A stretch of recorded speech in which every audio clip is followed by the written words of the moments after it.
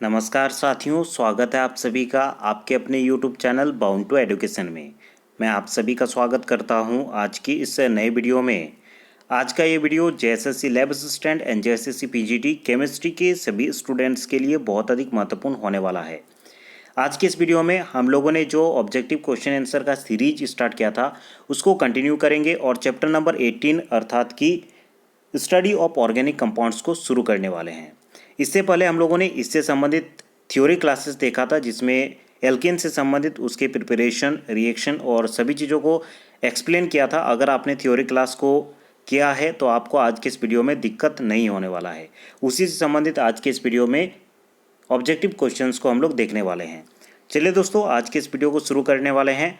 अगर आप चैनल पे नए हैं, अभी तक चैनल को सब्सक्राइब नहीं किए हैं तो इसे ज़रूर सब्सक्राइब कर दें और अगर आपने अभी तक वीडियो को लाइक नहीं किया है तो इसे ज़रूर लाइक कर दें। अगर आपको जेएसएससी लैब असिस्टेंट या फिर पीजीटी से संबंधित बुक का पीडीएफ चाहिए तो आप नीचे टेलीग्राम आईडी का लिंक मिल जाएगा, उसमें कॉन्टैक्ट कर सकते हैं। मैं आपको ऑब्जेक्टिव बुक का पीडीएफ प्रोवाइड कर दूँगा। चलिए क्वेश्चन नंबर 1 पे आते हैं। तो आज के इस वीडियो का पहला क्वेश्चन है, by Wurtz reaction a mixture of methyl iodide and ethyl iodide gives. Wurtz reaction से संबंधित क्वेश्चन है। उर्च रिएक्शन हम लोगों ने किसमें पढ़ा था? प्रिपरेशन ऑफ एल्केन में हम लोगों ने उर्च रिएक्शन पढ़ा था। इसमें कहा गया है मिथाइल आयोडाइड और इथाइल आयोडाइड को आपस में रिएक्शन करवाया जा रहा है।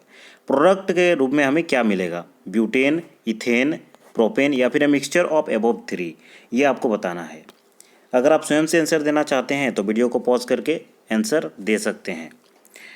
तो यहाँ पे देखिए, उर्च रिएक्शन हम लोगों ने पढ़ा था जिसमें एल्काइल हैलाइड का रिएक्शन करवा रहे थे इन प्रेजेंस ऑफ Na या फिर Na और ड्राई ईथर के प्रेजेंस में। ठीक है, Na और ड्राई ईथर के प्रेजेंस में हम लोग एल्काइल हैलाइड का रिएक्शन करवा रहे थे और हमें यहाँ पे मिल रहा था एल्केन। ठीक है, प्रोडक्ट के रूप में एल्केन मिल रहा था। लेकिन यहाँ पे मैंने बताया था कि एल्केन जो फॉर्म होगा, even number of carbon atom का एल्केन हमें यहाँ पे हाई यील्ड में मिलता है। लेकिन यहाँ पे मैंने वहाँ पे बताया था कि जब मैं थ्योरी क्लास करवा रहा था, हाई यील्ड में हमें मिलता है even number of carbon atom के एल्केन। लेकिन यहाँ पे मैंने ये नहीं बताया था कि ऑड नंबर के कार्बन एटम वाले एल्केन हमें एकदम ही प्राप्त नहीं होंगे। प्राप्त होंगे लेकिन उनका यील्ड क्या होता है? बहुत कम होता है। ठीक है, तो अगर आपने ध्यान दिया होगा तो यहाँ पे आपको सवाल का जवाब आता होगा। यहाँ पे देखिए, उर्च रिएक्शन में कहा गया है मिथाइल आयोडाइड, ठीक है, और इथाइल आयोडाइड दोनों का रिएक्शन करवाया जा रहा है। तो यहाँ पे प्रोडक्ट के रूप में क्या मिलेगा? मिथाइल आयोडाइड अर्थात कि CH3I, और इसका रिएक्शन करवाया जा रहा है इथाइल आयोडाइड CH3CH2I के साथ। ठीक है, तो यहाँ पे प्रोडक्ट के रूप में देखिए ब्यूटेन भी मिल सकता है। CH3CH2 और CH3CH2 मिलकर के यहाँ पे ब्यूटेन फॉर्मेशन करेगा। इथेन भी मिल सकता है, CH3 और CH3 मिलकर के इथेन भी यहाँ पे प्रोड्यूस कर सकता है क्योंकि फ्री रेडिकल मैकेनिज्म के थ्रू ये प्रोसीड होता है। प्रोपेन भी मिल सकता है, CH3 और CH3CH2 मिलकर के प्रोपेन बना सकता है। तो यहाँ पे हमें मिक्सचर ऑफ अबव 3 ये चीज़ प्राप्त होगा। ऑप्शन डी आपका करेक्ट आंसर होगा। लेकिन हाई यील्ड हमें मिलेगा even number of carbon atom के एल्केन। ठीक है, जो हम लोग का यहाँ पे प्रोपेन मिल रहा है उसका यील्ड बहुत ही कम होगा या फिर ना के बराबर होगा, लेकिन बनेगा जरूर। ठीक है, तो इसका करेक्ट आंसर होगा option D, A mixture of the above 3। सभी का मिक्सचर यहाँ पे हमें उर्च रिएक्शन में प्राप्त होगा। ठीक है, नेक्स्ट क्वेश्चन पूछा गया, देखिए, what would be the product formed when 1 bromo 3 chlorocyclobutane reacts with 2 equivalent of metallic sodium in ether. ठीक है, यहाँ पे क्या क्या रिएक्शन दिया गया है? 1 ब्रोमो 3 साइक्लोक्लोरोब्यूटेन का रिएक्शन करवाया जा रहा है 2 equivalent of metallic sodium, 2Na से यहाँ पे रिएक्शन करवाया जा रहा है। ठीक है, तो आपका यहाँ पे प्रोडक्ट क्या फॉर्म होगा ये पूछा गया। ठीक है, अर्थात कि 1 ब्रोमो इस टाइप से आपका होगा। 1 ब्रोमो, एक नंबर पे ब्रोमो होगा Br, और 3 नंबर पे अर्थात कि ये 2 नंबर, यहाँ पे 3 नंबर पे आपका क्लोरो दिया गया है। इसका रिएक्शन करवाया जा रहा है 2 मोल ऑफ Na से। ठीक है, तो आपका जो प्रोडक्ट फॉर्म होगा तो ये ऐसा प्रोडक्ट आपका फॉर्म होता है। बाईसाइक्लिक प्रोडक्ट आपको यहाँ पे फॉर्म होगा प्लस NaCl और NaBr आपका फॉर्म होगा। ठीक है, तो आपका क्वेश्चन नंबर 2 का करेक्ट आंसर हो जाएगा ऑप्शन डी। ठीक है, ये प्रोडक्ट आपका फॉर्म होगा। नेक्स्ट क्वेश्चन है, देखिए, formation of alkene by the reaction of zinc on alkyl halide is called. Alkyl halide का रिएक्शन जिंक के साथ जब करवाते हैं और हमें एल्केन मिलता है प्रोडक्ट के रूप में, उस रिएक्शन को हम लोग किस नाम से जाना जाता है, किस नाम से जानते हैं, ये आपको बताना है। उर्च रिएक्शन, कॉल्बीज रिएक्शन, उल्मेन्स रिएक्शन या फिर फ्रैंकलिन रिएक्शन। तो इस क्वेश्चन का करेक्ट आंसर हो जाएगा आपका option number D, Franklin reaction. ठीक है, ऑप्शन डी आपका करेक्ट आंसर हो जाएगा, फ्रैंकलिन रिएक्शन। जहाँ पे एल्काइल हैलाइड का रिएक्शन हम लोग करते हैं CH3I, इसका रिएक्शन करते हैं जिंक के साथ, Zn मेटल के साथ करते हैं in presence of dry ether. ठीक है, ड्राई ईथर, और प्रोडक्ट हमें क्या मिलता है, एल्केन मिलता है, साथ में ZnI2 मिलता है, ZnI2। यहाँ पे 2 मोल ऑफ CH3I लेंगे तो हमें यहाँ पे ZnI2 मिलेगा और यहाँ पे एल्केन मिलेगा। ठीक है, तो इस रिएक्शन को हम लोग कहते हैं फ्रैंकलिन रिएक्शन। ऑप्शन डी आपका करेक्ट आंसर होगा।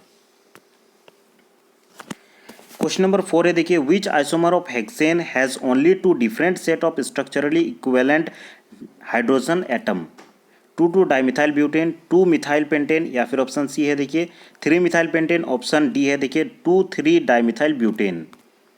तो इस क्वेश्चन में कहा गया है कि कौन सा ऐसा एग्जाम्पल है जिसमें हेक्सेन का कौन सा ऐसा एग्जाम्पल है जिसमें 2 different set of structurally equivalent hydrogen atom आपको देखने को मिलेगा, अर्थात कि उसका इन्वायरमेंट अलग अलग होगा, ऐसा 2 सेट आपको देखने को मिलेगा।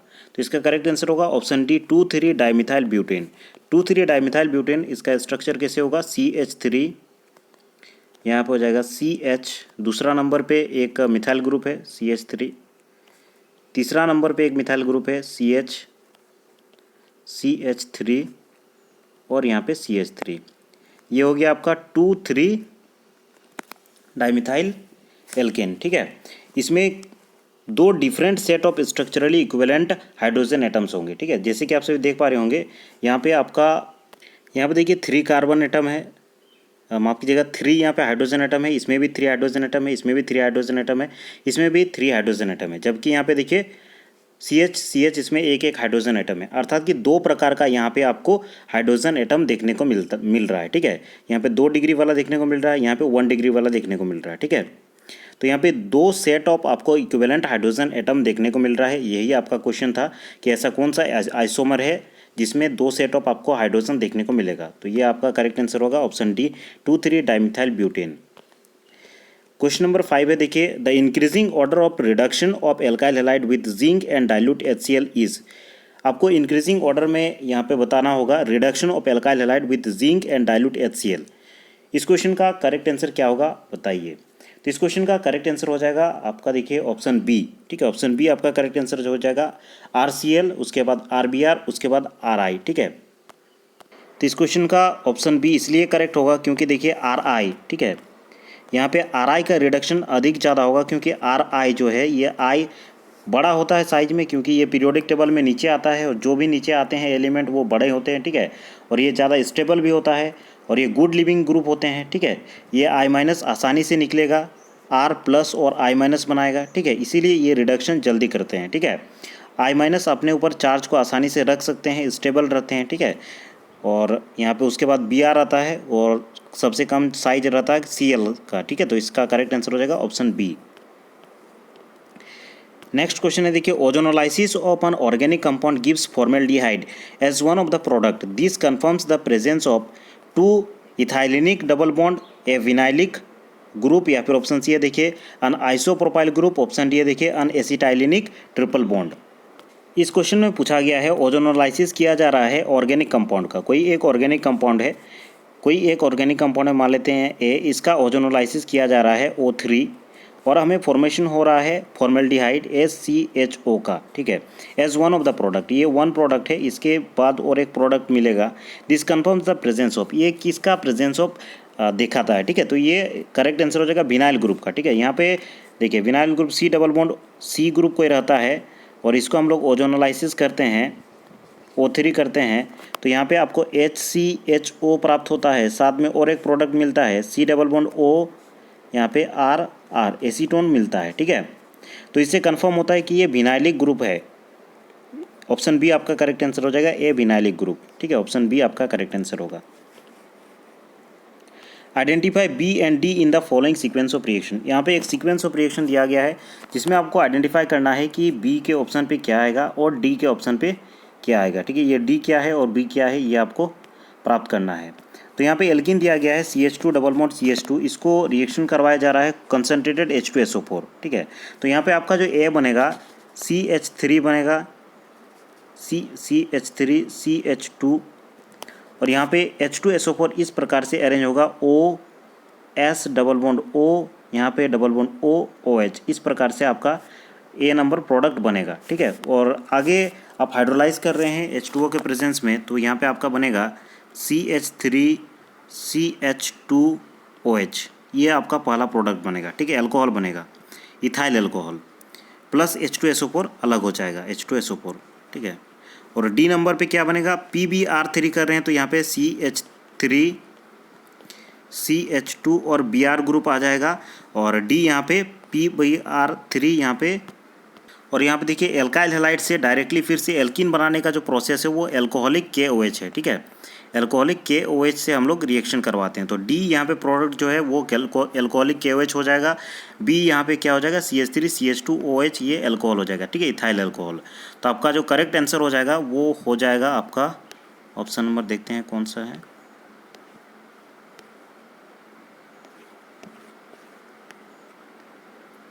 ऑप्शन नंबर डी आपका करेक्ट आंसर हो जाएगा, ethanol and alcoholic KOH, option D आपका करेक्ट आंसर होगा।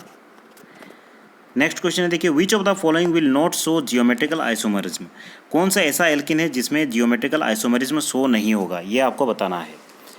ऑप्शंस देखिए अच्छे से और बताइए इस क्वेश्चन का करेक्ट आंसर क्या होगा। तो इस क्वेश्चन का करेक्ट आंसर हो जाएगा ऑप्शन डी, ये एल्किन का जो एग्जांपल दिया गया है ये जियोमेट्रिकल आइसोमेरिज्म शो नहीं करेगा, ऑप्शन डी आपका करेक्ट आंसर हो जाएगा। क्यों ऐसा नहीं करेगा, क्योंकि आप देखिए दोनों तरफ इक्विवेलेंट है, ठीक है। CH3 इस एरिया को आप देखेंगे और इस एरिया को देखेंगे, दोनों ही समान है, यहाँ प्लेन ऑफ सिमेट्री मौजूद है, इसीलिए ये जियोमेट्रिकल आइसोमेरिज्म शो नहीं करता है, ऑप्शन डी इस क्वेश्चन का करेक्ट आंसर होगा। नेक्स्ट क्वेश्चन है, a gas which reacts with aqueous KMnO4 solution but does not give precipitate with ammoniacal Cu2Cl2 solution is, यहाँ पे इस क्वेश्चन में पूछा गया है कि कोई एक गैस है जो कि एक्वस KMnO4 के साथ रिएक्शन करता है लेकिन फिर भी किसी भी प्रकार का यहाँ पे प्रेसिपिटेट नहीं मिलता है विथ एमोनिकल Cu2Cl2, ठीक है। तो इसका करेक्ट आंसर हो जाएगा ऑप्शन ए, इथाइलिन। इथाइलिन आपका करेक्ट आंसर हो जाएगा। रिएक्शन इस टाइप से होगा, CH2 डबल बॉन्ड CH2, ये इथाइलिन होता है। इसका रिएक्शन जब KMnO4 के साथ करते हैं, KMnO4, तो आपका यहाँ पे HOCH2CH2OH बनता है, डायोल, विसिनल डायोल बनता है, ठीक है, जिससे प्रेसिपिटेट यहाँ पे नहीं बनता है, इसीलिए इसका करेक्ट आंसर होगा option A, ethylene. Next question है, देखिए question number 10, addition of HI on double bond of propene yields isopropyl iodide as major product. It is because the addition proceed through more stable carbocation, more stable carbanion, homolysis, या फिर last option है देखिए more stable free radical. यहाँ पे इस question में क्या पूछा गया, सबसे पहले उसको देखिए। यहाँ पे देखिए HI का एडिशन हो रहा है किसके साथ, प्रोपीन के साथ, और इल्स आइसोप्रोपाइल आयोडाइड बनता है, ऐसा क्यों होता है, ठीक है। तो इसका रीज़न अगर आप प्रोसीड करेंगे, जैसे कि प्रोपीन अगर लेंगे CH3 CH double bond CH2, ये प्रोपीन होता है, इसमें आप HI को ऐड करते हैं H+ और Cl- यहाँ पे अलग हो जाएगा, H+ को ऐड करते हैं तो यहाँ पे दो पॉसिबिलिटीज़ बन सकता है, पहला तो मेजर प्रोडक्ट और दूसरा minor product, CH3 CH2 CH2+, ये एक बन सकता है। दूसरा आपका हो सकता है CH3 CH2, यहाँ पे CH और यहाँ पे CH3, बीच में प्लस आ सकता है, ठीक है। ये दो आपका पॉसिबिलिटी बन सकता है, लेकिन मेजर प्रोडक्ट बोल रहा है कि यहाँ पे आइसोप्रोपाइल ही क्यों होगा, क्योंकि ये ज़्यादा स्टेबल है, क्योंकि 2 डिग्री हम लोगों ने पढ़ा था, 2 degree is more stable then 1 degree, ठीक है। यहाँ पे 1 डिग्री मिल रहा है आपको, नीचे 2 डिग्री मिल रहा है, जो कि ज़्यादा स्टेबल है, इसीलिए इसका करेक्ट आंसर हो जाएगा मोर स्टेबल कार्बोकेटाइन, ठीक है। ऑप्शन ये आपका करेक्ट आंसर हो जाएगा, मोर स्टेबल कार्बोकेटाइन के कारण ही यहाँ पे आइसोप्रोपाइल बनता है, ठीक है, आइसोप्रोपाइल आयोडाइड बनता है, ऑप्शन ए आपका करेक्ट आंसर होगा। नेक्स्ट क्वेश्चन है, देखिए which does not follow मार्कोनिक of rules, मार्कोनिक of rule कौन सा यहाँ पे फॉलो नहीं करता है। मार्कोनिक ऑफ रूल क्या करता है, ब्रोमाइड या फिर जो भी एल्काइल हैलाइड रहता है, एल्काइल हैलाइड में जो हैलाइड रहता है, जैसे कि ब्रोमाइड या फिर क्लोराइड या फिर iodide, attach to iso lesser number of CH, ठीक है, आइसो में अटैच करते हैं जिसमें लेसर नंबर में ऑफ CH H रहता है, ठीक है, लेसर नंबर ऑफ H रहता है, laser number come number of hydrogen रहता है। तो कौन सा यहाँ पे फॉलो नहीं कर रहा है ये आपको बताना है। तो इस क्वेश्चन का करेक्ट आंसर हो जाएगा ऑप्शन बी, ठीक है, CF3CH डबल बॉन्ड CH2। आगे चलते हैं और नेक्स्ट क्वेश्चन को देखते हैं। यहाँ पे एक देखिए यहाँ पे रिएक्टेंट दिया गया है, उसको ओजोनलाइसिस करेंगे तो क्या आपका प्रोडक्ट प्राप्त होगा ये आपको बताना है। तो इस क्वेश्चन का करेक्ट आंसर हो जाएगा ऑप्शन सी, ठीक है, ऑप्शन सी आपका करेक्ट आंसर हो जाएगा, ऑप्शन सी। यहाँ पे इसका आप ओजोनलाइसिस करेंगे, इसका आप ओजोनलाइसिस करेंगे, O3 करेंगे तो ये प्रोडक्ट आपको मिलेगा, ठीक है। आगे चलते हैं और नेक्स्ट क्वेश्चन को देखते हैं। क्वेश्चन नंबर 13 है, देखिए arrange the following hydrogen halides in the order of their decreasing halide, माफ कीजिएगा, डिक्रीजिंग रिएक्टिविटी विथ प्रोपेन। यहाँ पे कहा गया है arrange the following hydrogen halide, यहाँ पे हाइड्रोजन हैलाइड दिया गया है जैसे कि HCl, HBr, HI in order of their decreasing reactivity with propyne. Propyne के साथ डिक्रीजिंग रिएक्टिविटी में आपको सजाना है। तो इस क्वेश्चन का करेक्ट आंसर हो जाएगा option C, option C HI, ठीक है। इससे पहले भी मैंने कहा HI यहाँ पे I का साइज ज़्यादा होता है इसीलिए वो ज़्यादा रिएक्टिव होता है, अपने अंदर वो I- नेगेटिव चार्ज को रख सकता है क्योंकि सरफेस एरिया भी उसका ज़्यादा होता है, साइज ज़्यादा होता है। उसके बाद HBr, उसके बाद HCl होगा, तो सी इसका करेक्ट आंसर हो जाएगा। नेक्स्ट क्वेश्चन है, देखिए acid catalysed hydration of alkenes except ethene leads to the formation of primary alcohol, secondary और टर्शियरी अल्कोहल। ऑप्शन सी है देखिए mixture of primary and secondary alcohol. Option D है देखिए mixture of secondary and tertiary alcohol. यहाँ पे कहा गया है कोई भी एल्किन मान लेते हैं, एल्किन का यहाँ पे एसिड कैटलाइज हाइड्रोलाइसिस करते हैं, तो यहाँ पे क्या प्रोडक्ट आपको मिल रहा है H+H2O, अर्थात कि एसिड कैटलाइज हाइड्रोलाइसिस करते हैं तो यहाँ पे सेकेंडरी और टर्शियरी एल्कोहल मिलता है। ऑप्शन बी आपका करेक्ट आंसर हो जाएगा, मिक्सचर ऑफ सेकेंडरी और टर्शियरी एल्कोहल मिलता है, ऑप्शन बी। नेक्स्ट क्वेश्चन है the reaction of propyne with HOCl। Propyne का रिएक्शन कराया जा रहा है यहाँ पे HOCl के साथ, proceed by the addition of, किसके एडिशन के साथ, H+ in the first step, Cl- and OH- in single step. Option C है देखिए OH- in the first step, या फिर लास्ट ऑप्शन है Cl+ in the first step.